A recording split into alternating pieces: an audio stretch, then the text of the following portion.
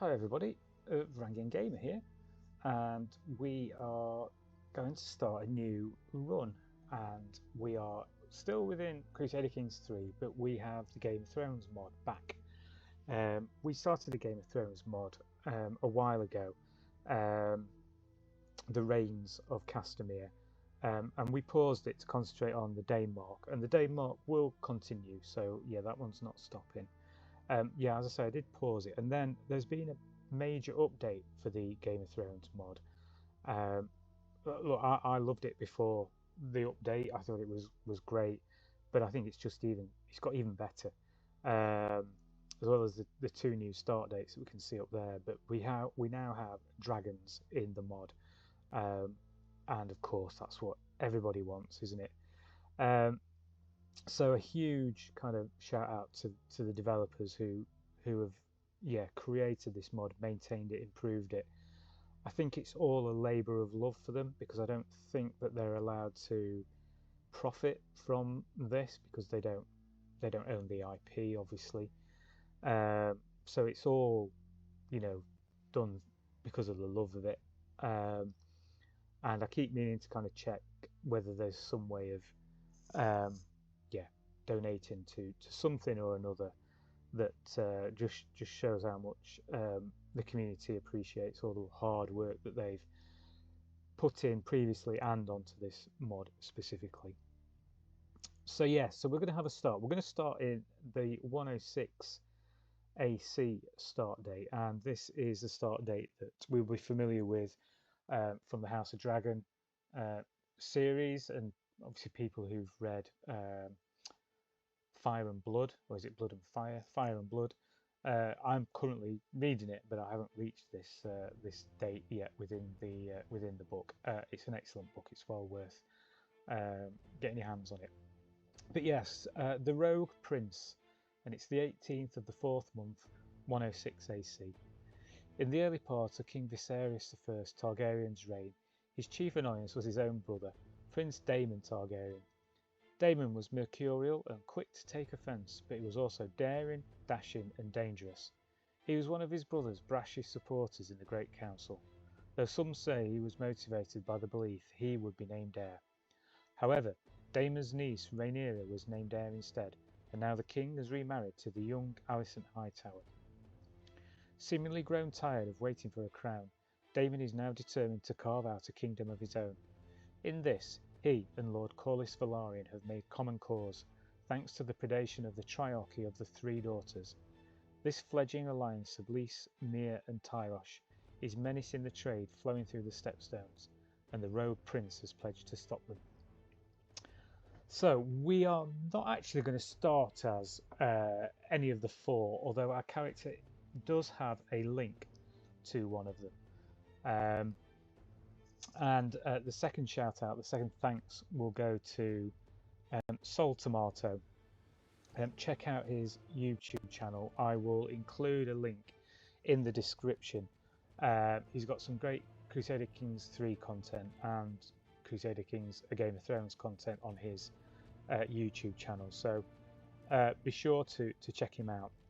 He created a video of recommended starts that perhaps weren't the main four that you saw there. And so let's zoom in, perhaps not quite that far. We are not playing as King Viserys. We are not playing as Lady Jane of the Vale. But we are going to play as Lady Rhea, the Bronze Bitch of Runestone. All this information that I've gathered here that I'm about to explain, I've taken from Soul Tomato's video, so it's all the credit for this information goes to him. I've not researched any of this myself, but Lord Rhea, Lady Rhea, sorry, we did actually see her in the first series of House of the Dragon, I think. Not for long, and she didn't come to a happy ending, but we'll see if we can change that. So yes, she's Daemon's wife, and he was the one who gave her the nickname the Bronze Bitch. I got a feeling she quite likes that nickname. She'll wear it as a badge of honour, I think. She's the head of House Royce, and they are the descendants of the Bronze Kings of old. They were the first men before the coming of the Andals. And so we've got a couple of options, I guess. We could potentially take our revenge on Daemon. That's not going to be a very easy task, and we'll see why in a second. Well, not only is he brother to the king, but yes, he has a little friend that might make it a little bit tricky. Or we could wait for him to return and try to win him back, win his affections back, and maybe have children that we could, with various machinations, place on the Iron Throne potentially. We shall see. I've got a feeling we'll probably go down the latter. We hold a couple of chunks of land. We've got Runestone in the south and a couple of places to the north near the Fingers as well, held by a few vassals. So let's head in straight away, and let's have a closer look at Lady Rhea, the bronze bitch. So she's 23 years old, her health is good, excellent, just what you'd expect. She is chaste, so Rhea dislikes intimate contact, avoiding the temptations of the flesh. She's also rude. Rhea is blunt with her words, dismissing the feelings of others in favour of saying what she pleases. I would say that's not always rude, but she's also shy, and Rhea prefers to avoid interacting with other people. She's an amateurish plotter, so she's had some education in the art of intrigue, but any real knowledge in the art has eluded her. And she's a hunter, and there are a few benefits coming from there, and she has reached level 1 of the Venator trait path. She doesn't have any children. Her heir is her sister, who does have a spouse. She's gluttonous, humble and honest. A great diplomat, but not particularly good at anything else, so it'll be interesting to see if she comes to rule Runestone. There's our spouse, and you can see our opinion is not particularly good of Prince Daemon. He doesn't have any children. He doesn't have any children with us. Yes, look, there's his companion. There is Caraxes, the Bloodworm. Yes, making Daemon a formidable character. And any move against him might be very difficult, to say the least. He has a lover. How dare he? Snubbing Lady Rhea for Mysaria, the White Worm. Yes, certainly somebody who does have a very high intrigue level. And I suppose she might use that to protect her lover, her paramour. There we go, a paramour. The paramour of a noble. A paramour. Do I want to say paramours are paid? Am I thinking of... No, I'm thinking of another word. Oh, I don't know if it's going to come to me. Courtesan. I think a courtesan is like a posh word for a prostitute, basically. No, sorry, Mysaria. You're many things, but you might not be a prostitute. We'll back out of that one quite quickly. Okay, so... yeah, fairly average stats or skills across the board, but we need to pick a lifestyle, and because of our intrigue education we get 10% more experience, and we are going to go down the skullduggery focus. I think she will benefit from this more than anything, and I think we will go down the schemer route and avoiding the torturous route. The torturer route, which is torturous. What else can we do? We need to send for a maester to help us with a great deal of issues in our realm. We don't need to request a loan. Grand Tournament, Grand Tour, and picking a patron aspect. The one that fits best our lifestyle choice is going to be the stranger, and gives us some dread and hostile scheme success chance. I put my teeth in before I start this. We're not endorsed by our septon, and we can station men-at-arms. We have the Bloody Guard. Pretty good damage, toughness, no pursuit, an okay scream. Yes, we only hold one county, one holding, but it's a good one. Good bonuses there for the Bloody Guard. Excellent. We can create some accolades. A tactician and valiant. Yes, I like both of those. No successor. A mentor and a disciplinarian. And then we can do one more. Guest won't take it really. An idealist and a pike captain. We don't have any spearmen. What does a scoundrel give? Mercenary higher cost. We'll go idealist and scoundrel, which makes him the knight of the geranium. So none of them have successors. We might look at trying to get successors there. So what shall we do? Let's have a look at Runestone as well, because it has a special building, the Bronze Gate. The fortress of the once bronze kings is guarded by a great gate with bronze adornments with ancient runes carved in the stones that make up the gatehouse. It gives nice bonuses to the fort level, hostile raid time, defender advantage. Can't be upgraded, so this is as good as it gets, and everything else is at its highest level, I think. So with no building that we can do in our one holding. Our stewardship says that we could manage 2 domains. A quick cup of tea. So what shall we do with Daemon Targaryen? At this stage, do we dislike him enough?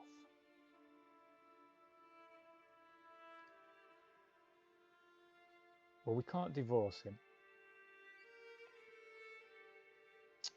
The High Septon likes Prince Daemon. Yeah, that's a big one to try to overcome, isn't it? The only thing we can do is perhaps try to sway the High Septon to our side. I mean, in the meantime, oh, we've got quite a decent chance here. Do we try to murder? Let's go for it. Let's go for it straight away. A bold move. But I think him taking a lover, the paramour, Mysaria, was the last straw for Lady Rhea. So let's have a quick look. We could invite a courtier, Meko. We could bribe him for 50 to join the scheme as well. And that might nudge that up higher to the 95%. It tends to be the most you could ever get there, I think. And what about... Oh, the High Septon. The High Septon.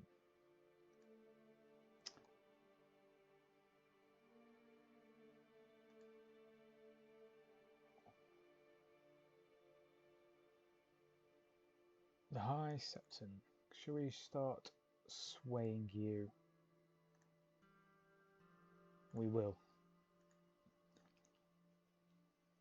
And our council. Let's have a look at what we've got going on here.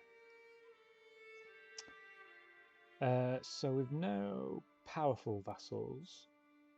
We do have powerful vassals, but they don't expect anything from us.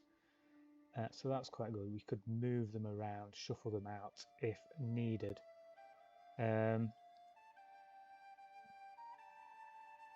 Yeah, our steward is probably the only one at the moment who's totally acceptable.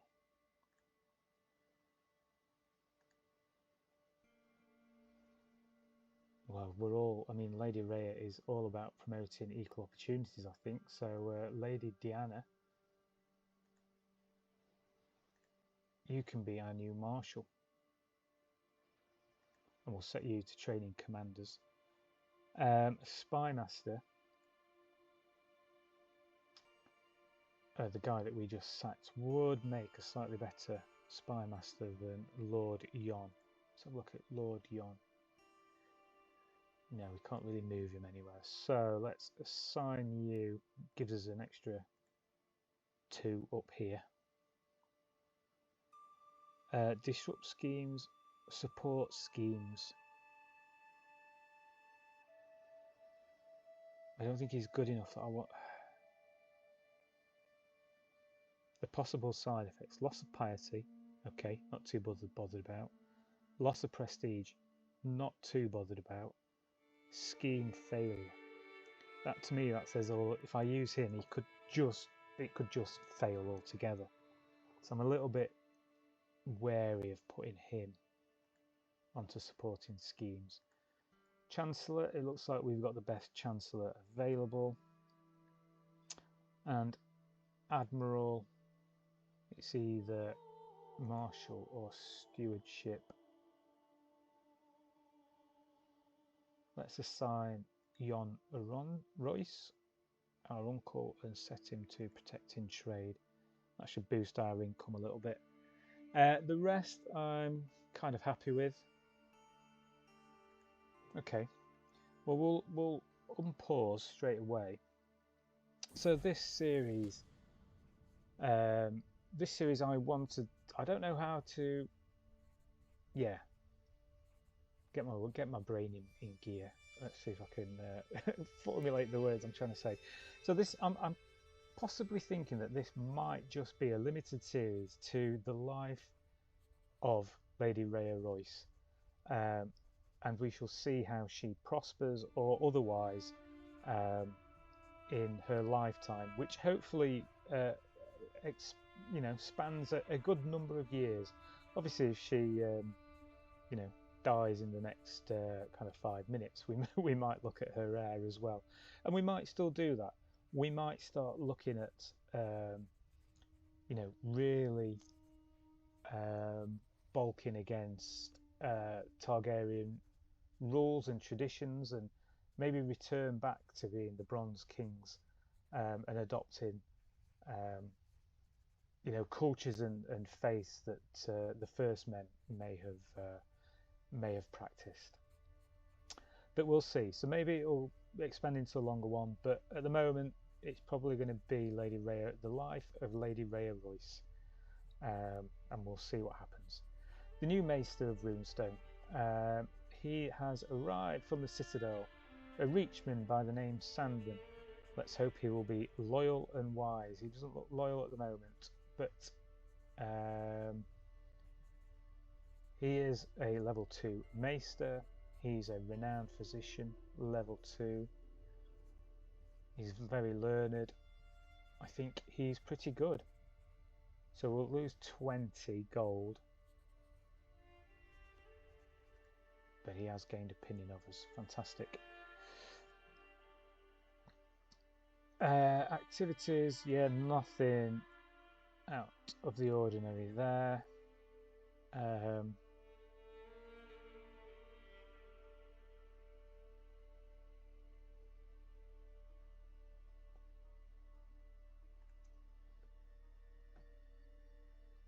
We could go to Lord Arnold's, our neighbour, grand wedding.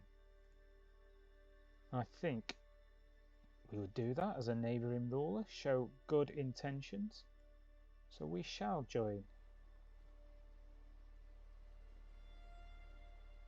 I don't think we want to change the route to take in any particular points of interest because we will get Gulltown and Grafton's holds fast anyway. The danger is fairly low. I'm not going to risk it.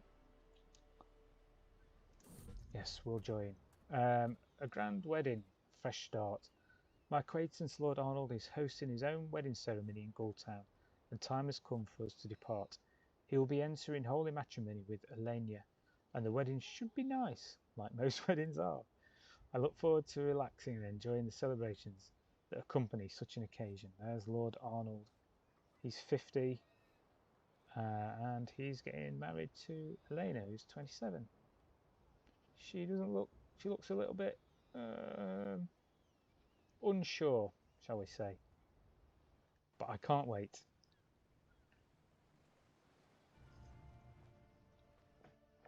So yes, we visited Gulltown and I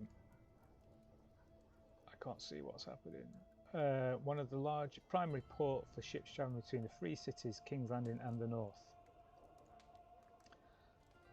Visited the mother house of Maris, we gained 100 learning lifestyle. Visited the great city of Gulltown, and we gained the trait Traveller. And we visited Grafton's Holdfast, where we gained some intrigue. I like that. That's definitely good. Sway compliments, so we can compliment the High Septon.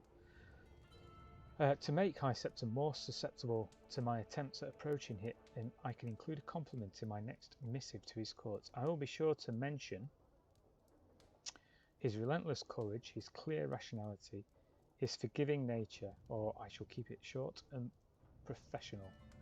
He's calm, sadistic, and shy. Sadistic? Surely not a good trait for a High Septon. An insightful thinker.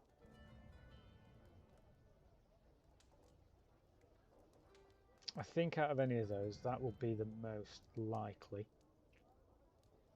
So we'll go with clear rationality and see if that gives us any benefits. So we are waiting for the wedding to start. And it was, yes. Greetings, Lady Ray. Our recent correspondence has been a source of joy for me. I cannot help think that we both might benefit from increased communication. Excellent.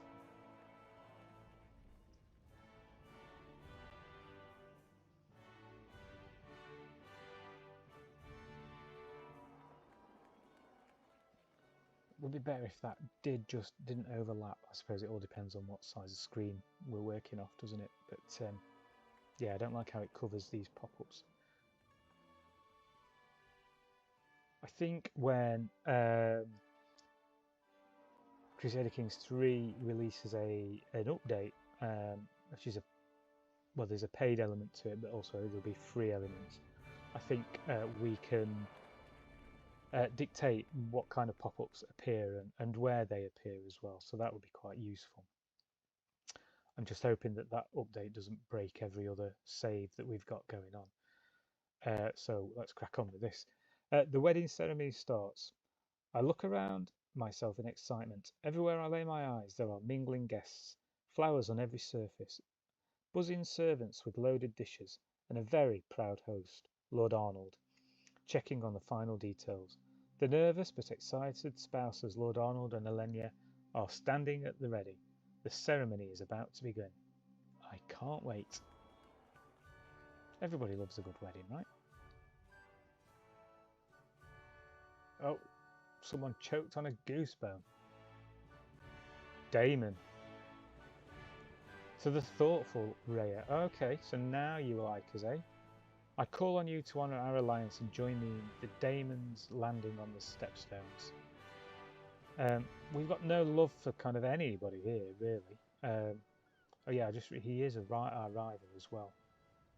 You and Prince Damon have always been completely unable to get along. So we don't really want to join in, do we? We'd lose 350 fame. Prestige, fame. And he'd lose even more opinion of us.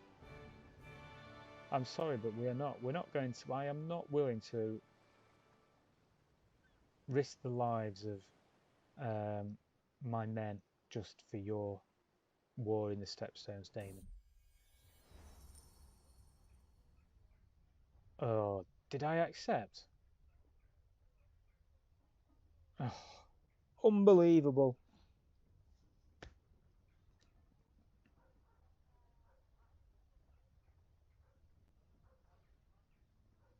Damn it. Oh well, I will stay at the wedding. I mean, he's going to win this war. I'm not raising my armies. I did not mean to accept that. Apologies there. Let's concentrate back on the wedding. You'll get a feeling through my playthrough styles that I made loads of mistakes. Oh well, you can only just laugh at them, can't you? Maybe the Raven got confused with the message that I was sending, um, and he took the wrong note instead. I would love to accept was the response I was meant to send to the RSVP for the wedding, and it went to Damon instead. The ceremony has finally reached its climax. The traditional rituals have been completed, and all that's left is the final vows, the formal consent, the seal on the marriage. As both Lord Arnold and Lady Elenia say, "I do," the crowd starts cheering, and we all stand witness to the beginning of their life together. Oh, exciting. The banquet starts. The formal part of the wedding, the ceremony, is finally behind us. Everyone is smiling in anticipation of the gargantuan meal, exciting entertainment, and general revelry that we are about to be offered. Let's tuck in. Always the best bits of the wedding, aren't they? Look at Rhea. Rhea's looking at her. She's a very attractive lady. She doesn't have any of those beautiful traits or anything like that, but yeah, she looks good. King Viserys tells a fantastic joke about feathers. Please leave feather jokes in the comments, I think. Every feast, there's always one. Every single feast. One long-winded, ill-born pissant cornering people who will just not be silent. This time it's Theomar, and he's got no patience for any subject. As soon as I try to engage on one topic, we're on to the next, with nary a thread of connection between. Just an eternal barrage of detached thoughts, forever. I am going to scream. What kind of trait did we have? This rude trait, excellent. So I think, yeah, just shut up. We would gain snooty. Some vassals will not like us, and Lord Theomar. Shut up. Yes, that's the best way. Short and sweet. Don't leave him in any doubt as to what we mean. So Damon's landing has won. So we weren't going to damage his chances by attending or not attending anyway. In awe, after having spoken over dinner for a while, Master Aaron leans over to tell me that he finds it impressive how knowledgeable I am about so many different things. You sound surprised, just because I'm a woman. He recognises true intellect, I see. Always underestimating Lady Rhea. Food fit for her. By any reasonable standards, the evening's food is an excellent medley of textures, flavours and spectacle, though this is a particularly special occasion. Near my seat, both Lord Robert and Lord Garwin share their opinions about the spread. A good level, notes Robert, turning over a chunky morsel. Too much fanciful decoration is an invitation for poison. I'm not so sure why the course progression is so rushed, Garwin complains. It took everyone forever to get here, and now we're speeding through the meal.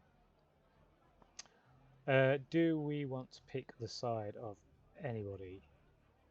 Princess Rhaenyra's spymaster or a fellow vassal?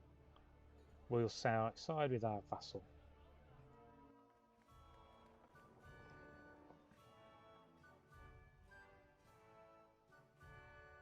I want to know what is it.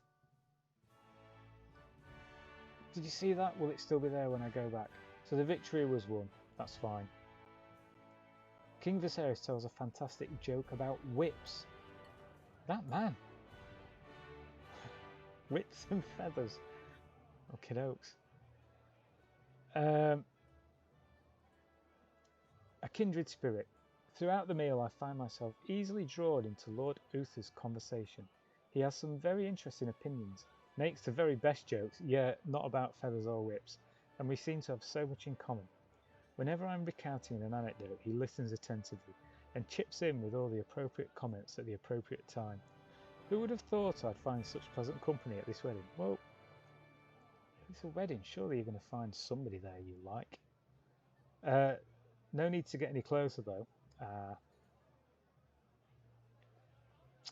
Yeah, because we're shy.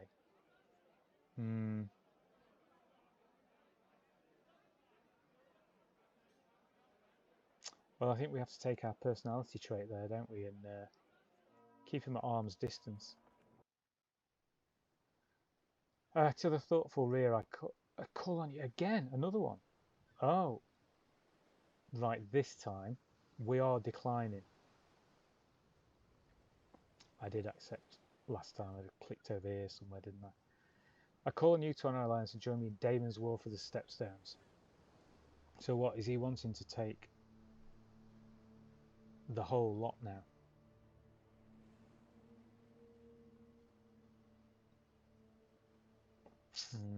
Okay, dokes.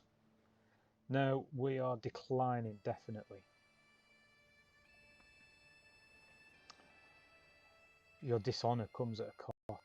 I don't think it's dishonourable to not help a man that we despise.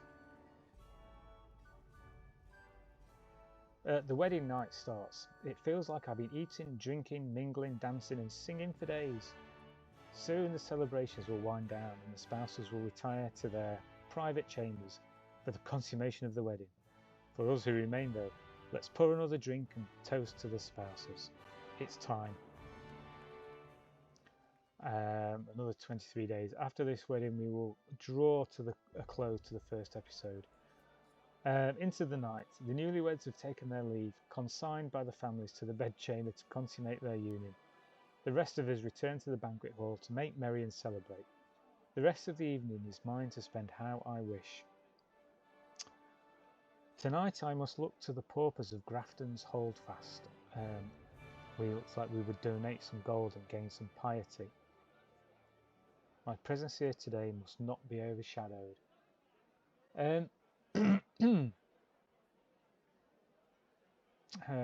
How far are we to going back to established? Not far. I think that could be quite useful to get us a bit closer. My presence here today will not be overshadowed. Hopefully we won't stay as a disgraced person too long. The conclusion. One after the other, all guests are leaving and it's time for me to depart too. The wedding was a great occasion to mingle with my peers and relax, and I abandoned the premises, tired and satisfied, sending my best wishes to the spouses for a prosperous and happy union. Congratulations again. So there we go. That's the end of the grand wedding. We've got our little journey back to Runestone to come, but we'll draw this one to a close because we're already at 33. There was a lot of introduction to this, so apologies it was a bit rambly. Next episode we'll travel back home and we shall pick up where we are with our nefarious plot against Daemon Targaryen. So thanks for joining me. Please like and subscribe, drop any comments down, and in the meantime look after yourselves and cheers.